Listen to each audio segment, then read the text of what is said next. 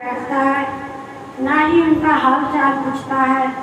अब वो जो पूछता है अपनी धर्म पत्नी की ही पूछता है, उसी को मिलता है और उसी को मिल के जाता है। माँ बाप बेकार हो गए, उसे पत्नी जो थी सोने की खान मिल गई। अब जो वो बुढ़ा बुढ़ी थे वो कहने लगे भी अब आजकल तो बेटा हमारी बात पूछता ही नहीं है, इससे बेहतर तो यही है कि हम चलते हैं कि यात्रा कर आते हैं। उन्होंने दोनों ने अपना विचार किया और वो दोनों यात्रा पे चल पड़े, अपना सामान पैक किया और जैसे जाने लगे बहू कहने लगी अपने पति से कि यात्रा पे तो ये जा रहे हैं, घर बार तो हमें देके जा रहे हैं, वो जो 5 तोले का हार मेरी शादी में दिया था माता जी ने वो मेरे को नहीं दिया, वो तो साथ लेके जा रहे हैं। हाँ ये तो बात तेरी सही है। अब माँ बाप यात्रा पर जा रहे वो तो नहीं खुशी मनाई, लेकिन वो जो 5 तोले का हार जा रहा ना उसका दुख मनाया। दोनों मियाँ बीवी वो यात्रा पे निकल गए, उनके पीछे पीछे ही लड़का चला गया कि जब मेरे माँ बाप सोएंगे तो मैं इनके सराने के नीचे से थैला निकाल के ये हाथ निकाल लाऊंगा। और वो लड़का पहुंच गया, माता पिता ने गंगा स्नान किया और स्नान करके लेट गए बेचारे। थैला जो था उन्होंने अपने सिर के नीचे रख दिया। इतने में क्या देखते हैं, एक लड़की आ रही है चली हुई, बिल्कुल काली काली लड़की है, वो चल के आ रही है। अब वो जो माता पिता उसके लेटे हुए थे उनके पास खड़ी होगी 2 मिनट। जैसे वो माता पिता के पास खड़ी हुई तो उसका जो रंग था लड़की का एकदम गोरा हो गया। वो लड़का जो था वो देख रहा था। उस लड़के ने उस लड़की से पूछा कंजक से, भाई तू कौन है, कहाँ से आई है? उसने कहा कि तुझे क्या लेना देना, मैं कहीं से भी आई हूँ। कहते जिसके पास खड़ी हुई थी ये मेरे माता पिता हैं। अच्छा कह तेरे माता पिता हैं? कहाँ मेरे माता पिता हैं। मैं ये पूछना चाहता हूँ कि तू पहले काली थी अब गोरी कैसे होगी? वो लड़की कहने लगी ध्यान से सुन,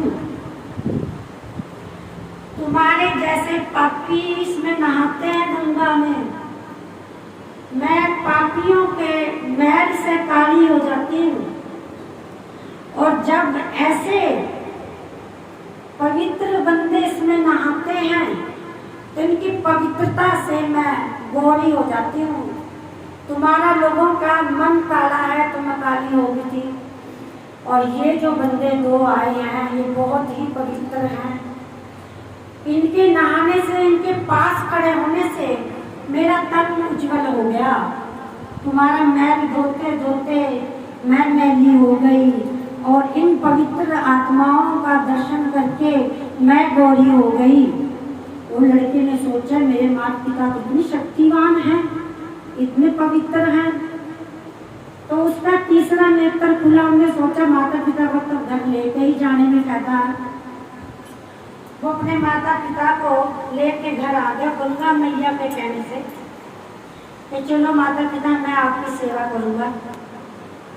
और वो खूब सेवा लग गया करने, बहू भी लगी सेवा करने। वो भी जब उसने घर आके अपनी बहू से बताया कि ऐसा ऐसा वाक़ा बढ़ता है, गंगा मैया ने दर्शन दिए हैं और मेरे माता पिता तो बहुत ज्यादा पवित्र हैं, जिससे काली लड़की गोरी होगी कितने पवित्र होंगी, कितनी आत्मा की शुद्ध होगी। हमने बड़ी गलती करी इनकी सेवा छोड़ के।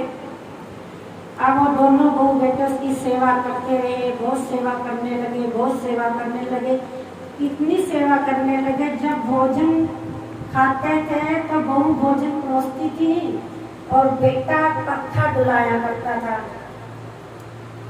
और जब रात को सोते थे सास के पैर बहू दबाती थी और पिता के पैर लड़का दबाता था। सेवा वो तन मन से करने लग गए, दिलो जान से उनकी सेवा करने लग गए।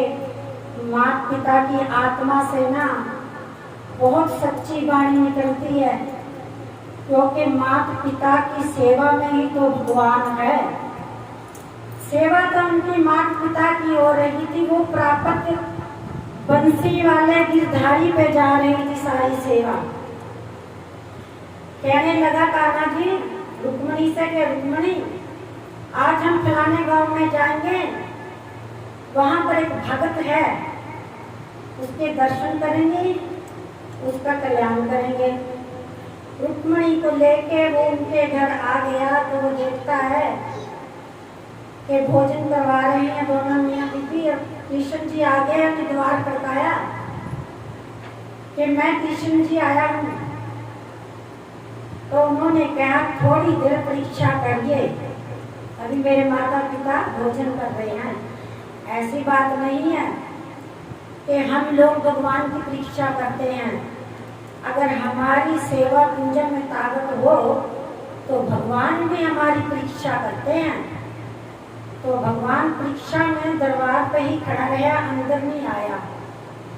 और जब उन्होंने भोजन खा लिया तो तब वो बाहर आया, कहने लगे भगवान आप? कहे हाँ भाई मैं।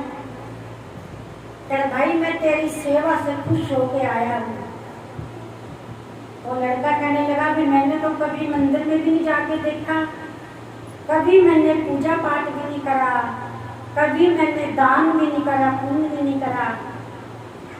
उसने कहा कृष्ण जी ने कि भगत जितनी सेवा तुमने अपने माँ की और बाप की करी है ना, वो सेवा सब मुझको प्राप्त हुई है।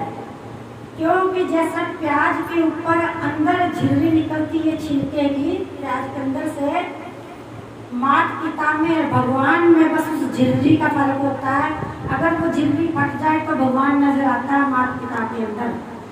जो माता पिता की सेवा करता है वो भगवान की ही सेवा करता है, कृष्ण जी की सेवा करता है, श्री राम जी की सेवा करता है। कभी भी मन के अंदर ये बहन ना लाओ कि मंदिर में ही हमें भगवान मिलेंगे। सही मायने में तो सिर्फ एक माँ की ही सेवा करने में भगवान मिलते हैं। जिसने माँ की सेवा खूब कर ली है ना, तो सोचो उसको भगवान वही मिल गए और मिलते हैं। जिस चीज की मैं प्रैक्टिकल कर लेती हूँ, जिस चीज की मुझे समझ आ जाती है, मैं वही बात कीर्तन में कहती हूँ, वरना मैं बोलती नहीं हूँ फालतू।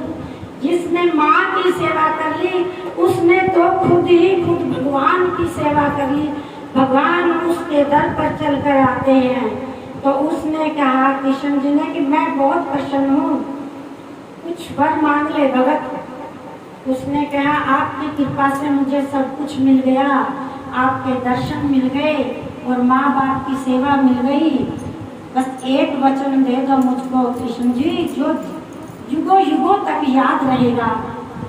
उसने कहा बोल। कहने लगा बस एक ही है, आप मिट्ठन के नाम से हमारे गांव में स्थापित हो जाओ। आपका यहाँ मैं मंदिर बनाऊं, मिट्ठन के नाम से आप 24 घंटे 8 घड़ी यहाँ विराजमान रहो। आपकी सच्ची ज्योत यहाँ विराजमान रहे मेरे गांव के अंदर। युगों युगों तक ये मंदिर मिट्ठन के नाम से जाना जाए। और कान्हा ने वचन दिया है मिट्ठन के नाम से मैं तेरे गांव के अंदर स्थापित होता हूँ। 24 घड़ी 8 पहर मैं यहीं पर रहूंगा। बोलिए वृंदावन बिहारी लाल की। माता पिता की सेवा से भगवान ने दर्शन दिए और उनकी सेवा से गांव के अंदर साक्षात ज्योति उत्पन्न हुई। और कृष्ण जी का मिट्ठन जी का दरबार वहाँ सजा हुआ है। कहते हैं आज भी कलयुग है, लेकिन आज भी सच्ची पवित्रता की ज्योत वहाँ जलती है। वहाँ कृष्ण जी का वास 24 घड़ी रहता है। बोलिए वृंदावन बिहारी लाल की। जिसने अपनी माता की सेवा नहीं करी ना, वो जहाँ मर्जी चले जाए, वो जितना मर्जी दान कर ले, जितना मर्जी पुण्य कर ले, कुछ भी कर ले, मंदिर में टलियां कटवाए जाते हो, जो मर्जी करे, जब तक वो अपने माता पिता की सेवा नहीं करता उसका जीवन कभी भी सफल नहीं होगा, सफल नहीं होगा। सफल नहीं होगा, क्योंकि माता पिता की ही सेवा पार उतारती है। माँ के चरणों में ही भगवान का वास है। जब भी तो कहते हैं ना, चरण लागे चरना से मत्था टेकिए। क्यों कहते हैं कि विष्णु भगवान महालक्ष्मी का वास माता पिता के चरणों में हर वक्त वास रहता है। विष्णु भगवान का महालक्ष्मी का वास चरणों में रहता है। कभी तो कहता है गले मिलिए, आज छाती मिलिए, वो यही करते हैं, चरना से मत्था टेकिए, है चरण छुइए, चरना छुइए। माँ बाप के चरणों में भी विष्णु भगवान है, महालक्ष्मी है। जिसने सास सौरे की सेवा करी वो 3 लोक जीत जाएगा, वो 3 लोक जीत जाएगा। इस मेरी बात को वैसे न उड़ाधियों ने कर दी है, इस बात की मैंने प्रैक्टिकल किया है। जब जाके कह रही हूँ कि माँ की सेवा जरूर करिए। ये तो मुझे भी नहीं पता हमारी होगी या नहीं होगी, लेकिन जो बच्चे सुन रहे हैं उनको माँ बाप की सेवा जरूर करनी चाहिए। उनके कहने के अनुसार ही चलना चाहिए, तभी अपना कल्याण होगा। वरना ये दरबार लगा बेकार है, यहाँ पूजा पाठ करा सब बेकार है। मन निर्मल कीजिए, निर्मल मन से बस माता पिता की सेवा कीजिए। माता पिता की सेवा में ही सीता राम है, राधे श्याम है, विष्णु भगवान लक्ष्मी है। बोलिए वृंदावन बिहारी की। सच्चा सुख माँ बाप के ही चरणों में मिलता है, गुरु के चरणों में मिलता है। बोलिए वृंदावन बिहारी लाल की। मिलता है सच्चा सुख केवल भगवान तुम्हारे चरणों में। मिलता है सच्चा सुख केवल भगवान तुम्हारे चरणों में। मिलता है सच्चा सुख केवल भगवान तुम्हारे चरणों में। मिलता है सच्चा सुख केवल भगवान तुम्हारे चरणों में। यहाँ विनती है पल पल दिन दिन रहे ध्यान तुम्हारे चरणों में। विनती है पल पल दिन दिन रहे ध्यान तुम्हारे चरणों में। मिलता है सच्चा सुख केवल भगवान तुम्हारे चरणों में।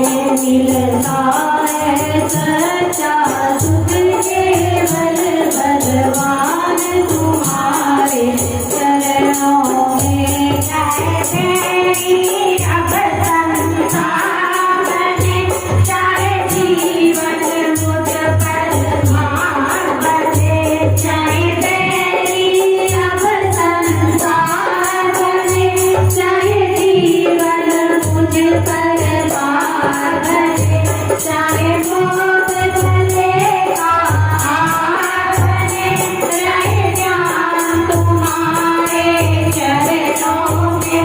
चाहे मौत चलेगा हार बने, रहे ध्यान तुम्हारे चरणों में। मिलता है सच्चा सुख केवल भगवान तुम्हारे चरणों में। मिलता है सच्चा सुख केवल भगवान तुम्हारे चरणों में। चाहे अग्नि में मुझे जलना हो, चाहे कांटों पे मुझे चलना हो,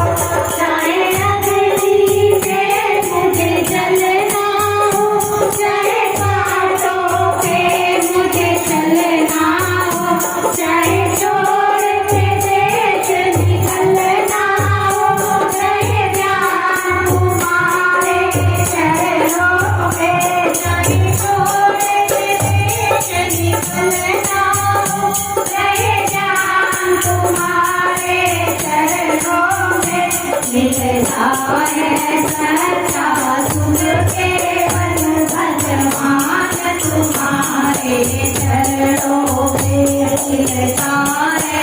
सच्चा सुख केवल भगवान तुम्हारे चरणों में। चाहे संकट में मुझे घेरा हो, चाहे चारों ओर अंधेरा हो, चाहे संकट में मुझे घेरा हो, चाहे चारों ओर अंधेरा हो, पर मन नहीं डगमग मेरा हो, रहे जान तुम्हारे चरणों में। पर मन ना डगमग मेरा हो, रहे जान तुम्हारे चरणों में। मिलता है सच्चा सुख केवल भगवान तुम्हारे चरणों में। मिलता